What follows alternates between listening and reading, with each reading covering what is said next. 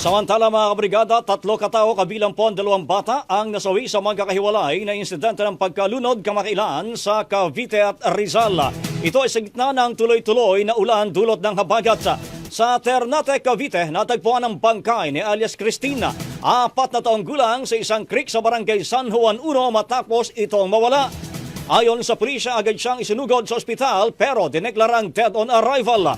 Sa Tanay Rizal naman, natagpuan si alias Gina, 11 taong gulang na palutang-lutang sa may bayan ng Laguna Lake. Habang sa Antipolo Rizal o Antipolo City, nalunod si alias Raymond, 33 taong gulang matapos siyang tangin ng agos ng ilog habang tinutulak ang kanilang motorsiklo kasama si alias Mike, 25 anyos. Nakaahon si Mike pero si Raymond ay nasagip ng wala ng buhay. Kaya paalala ng otoridad, iwasan ang pagtawid sa mga ilog o binabahang kalsada habang kasagsagan ng ulan.